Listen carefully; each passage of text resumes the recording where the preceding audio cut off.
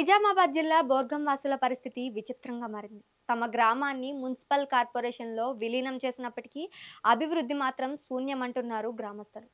అసలు తమ గ్రామం మున్సిపాలిటీలో ఉందా, గ్రామ పంచాయతీలో ఉందా అన్నది తమకు అర్థం కావట్లేదని చెప్తున్నారు. గ్రామంలో అనేక సమస్యలతో తాము సతమతమవుతున్నామని అంటున్న గ్రామస్తులతో మా నిజామాబాద్ ప్రతినిధి Anand Pal face to face. ఉమ్మడి నిజామాబాద్ జిల్లా వ్యాప్తంగా దాదాపుగా 1000కి పైగా గ్రామ పంచాయతీలు ఉన్నాయి. అంతేకాకుండా నిజామాబాద్ మున్సిపల్ కార్పొరేషన్తో పాటు ఆర్మూర్, బోధన్, కామారెడ్డి, బాన్స్వాడ ఈ విధంగా మున్సిపాలిటీ కూడా ఉన్నాయి. కానీ కాంగ్రెస్ ప్రభుత్వం ఏర్పడి దాదాపుగా 20 నెలలు దాటిపోయింది.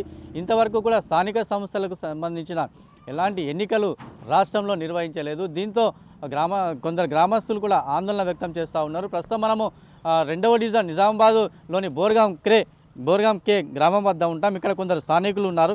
వారితో సమస్యలపై మాట్లాడించే ప్రయత్నం కూడా చేద్దాం. ప్రస్తుతం అయితే ఇప్పుడు మన బోర్గే గ్రామంలో గ్రామస్తులు ఉన్నారు. ఇప్పుడు ప్రస్తుతం మీరు గ్రామంలో ఎలాంటి సమస్యలు ఉన్నాయి? మా గ్రామం బోర్గం కే అనేది 2018లో మున్సిపాల్లో విలీనం కావడం జరిగింది. నాటి నుండి నేటి వరకు దాదాపు 2020 జనవరిలో స్థానిక సంస్థల ఎలక్షన్లు అని చెప్పేసి ఇక్కడ కార్పొరేట్ ఎలక్షన్లు నిర్వహించడం జరిగింది. దానిలోని భాగంగానే గత 5 సంవత్సరాల నుండి ఈ డివిజన్లో భాగంగా మాణిక్ బండార్ తాండా, అదేవిధంగా దాస్నగర్, గాంధీనగర్, బోర్గం కే గ్రామాలు ఈ 2వ డివిజన్ కింద విలీనం కావడం జరిగింది.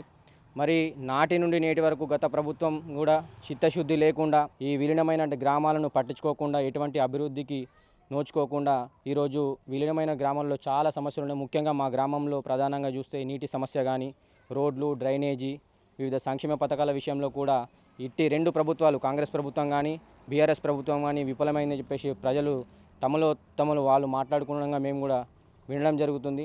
ఏదైతే ఈ ప్రభుత్వాలు చెప్తున్నటువంటి ప్రభుత్వాలు గద్దెనెక్క ముందు ప్రజలకు ఇస్తున్నటువంటి హామీలు ఏదైతే నెరవేరే హామీలే చెప్పేసి ఆ నెరవేరేటట్టు ఉన్నటువంటి ఏదైతే సంక్షేమ పథకాలు ఉన్నాయో వాటిని ప్రజల్లోకి తీసుకువెళ్ళి ప్రభుత్వాలను ఏర్పాటు చేస్తే బాగుంటుంది. అడ్డగోలుగా ఇష్టం వచ్చినట్టు ఉచిత హామీలు అని చెప్పేసి ప్రజలను మభ్యపెట్టి ఈరోజు ప్రజలను అభివృద్ధి లేకుండా గురి చేయడం సరైనది కాదని చెప్పేసి చెప్పుకుంటాం. ఇప్పుడు గ్రామంలో ప్రత్యేక అధికారుల పాలన కొనసాగుతుంది కదా, గ్రామంలో మీ అధికారులు రావటం లేదా? మా గ్రామం విలీనం అయినప్పటి నుండి ఇక్కడ మాకు ఏ సమస్య ఉన్నా ఇక్కడ పెద్దవాళ్ళు ఉంటారు. ఏదైనా సమస్య వస్తే నాయకుల దగ్గరికి వెళ్తాం. కానీ వాళ్ళు కూడా ఎంతసేపు అధికారుల దృష్టికి తీసుకువెళ్ళినా కానీ అధికారులు అనేది మా గ్రామానికి రావడం లేదు. అదేవిధంగా ఏ అధికారి మా గ్రామానికి ఇన్ఛార్జో కూడా ఒక నేమ్ ప్లేట్ బోర్డు కూడా లేదు. ఈరోజు మా గ్రామంలో ఏదైనా ఒక ప్రభుత్వ కార్యక్రమంను ఏర్పాటు చేసుకుందామంటే ఒక కార్యక్రమానికి వేదిక కూడా లేదు. మా గ్రామంలో చాలా సమస్యలు ఉన్నాయి. అంగన్వాడీ భవనం లేదు, అదేవిధంగా రైతు వేదిక లేదు, సీసీ రోడ్లు కూడా అంతంతనే ఉన్నాయి, డ్రైనేజీ సమస్య బాగున్నది, దోమల బీభత్సం బాగున్నది. ఎంతసేపు చిన్న స్థాయి అధికారి నుండి పెద్ద స్థాయి అధికారి వరకు ఏ విషయమైనా సరే, ఏ అభివృద్ధి పనికైనా సరే, ఏ సంక్షేమ పథకమైనా సరే మమ్మల్ని ఒక మనిషిలాగా చూడకుండా ఏదో తూతూ మంత్రంగా అనే పని చేయడం జరుగుతుంది. ఇక మరికొందరు ఉన్నారు. ఇక్కడ మరొకరు వాళ్ళతో కూడా మాట్లాడడం. ప్రస్తుతం ఈ గ్రామంలో ఎలాంటి సమస్యలు ఎదుర్కొంటున్నారు మీరు? ముఖ్యంగా గ్రామంలో అంటే చాలా సమస్యలు ఉన్నాయన్న, రోడ్లు కానీ డ్రైనేజ్ కానీ. ఎందుకంటే దీన్ని మన మున్సిపాలిటీలో కలిసింది కాబట్టి దీన్ని ఎవరు పట్టించుకుంటలేరు. మరొక గ్రామస్తులు ఆయనతో మాట్లాడడం. ప్రధానంగా చూస్తే గ్రామంలో ప్రత్యేక అధికారుల పాలన కొనసాగుతుంది కదా, ఎట్లా ఉంది ఈ గ్రామంలో? మా గ్రామంలో ప్రత్యేక నిధులు ఇంతవరకు 10 సంవత్సరాలుగా నడిచినాయి. కానీ ఏది ఎక్కడ ఏ సమస్య కరెక్ట్ కాలేదు. మా అందుబాటులో ఇప్పుడు మేము కొద్దిగా డ్రైనేజీలు కానీ కొన్ని సీసీ రోడ్లు పెట్టించినాము. అవి కూడా అప్రూవల్ అయినాయి. త్వరలో మినిమం ఒక మన వంతు కొట్టచ్చు, అంత లోపల పనులు చాలు చేస్తాము. కానీ ఇంతవరకు మాత్రం మా గ్రామం మున్సిపాలిటీలో కలిసి కార్పొరేషన్లో అప్పటి నుంచి 10 సంవత్సరాల దాకా ఏ సమస్య రాలేదు, పనులు కాలేవు. దాని గురించి మొన్న మేము ఇన్ఛార్జ్ దగ్గరికి పోయి మాట్లాడితే వచ్చిండు, చూసిండు. దానికోసము శ్మశాన వాటికకు రోడ్ ఇప్పిస్తాని వాగ్దానం చేసిండు. అది సుగా వేయిస్తాం, కొన్ని డ్రైనేజీలు కట్టిస్తాం, మళ్ళీ కొన్ని రోడ్లు సుగా వేయించే ప్లాన్లు చేస్తున్నాం. మరొకటి ఏంటంటే మా గ్రామంలో ఎవరు సరిగా పట్టించుకోరు. పెద్ద మున్సిపాలిటీ నుంచి వచ్చే అధికారులు కరెక్ట్ లేరు. వాళ్ళే చూసుకొని వచ్చినామంటే వచ్చినాం, వెళ్ళిపోయినామంటే వెళ్ళిపోయినామంటారు. మరొకరు ఉన్నారు. ఇప్పుడు ఎట్లా ఉంది గ్రామంలో? ఇంకా ప్రధానంగా ఏమేమి పెద్ద సమస్యలు ఉన్నాయి గ్రామంలో? మొదటగా చెప్పాల్సింది, జిల్లా కేంద్రానికి 5 కిలోమీటర్ల దూరంలో ఉన్న అభివృద్ధి మాత్రంలో బిచ్చుకుంద దాదాపు 150 కిలోమీటర్ల దూరంలో ఆవన్న గ్రామాలు అభివృద్ధి చెందినాయి. కానీ మా డివిజన్ మాత్రం, మా బోర్గంకి 2nd డివిజన్ మాత్రం అస్సలు అభివృద్ధి చెందలే. మొదటగా నేను ప్రభుత్వానికి డిమాండ్ చేసేది ఏంటంటే స్థానిక సంస్థలు వెంటనే నిర్వహించండి.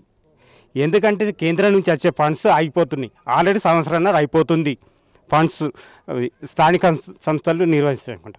ఇటు సర్పంచ్లు కానీ ఎంపీటీసీలు జెడ్పీటీసీలు అటు నెక్స్ట్ మళ్ళీ మున్సిపల్ ఎలక్షన్లు ఉంటాయి.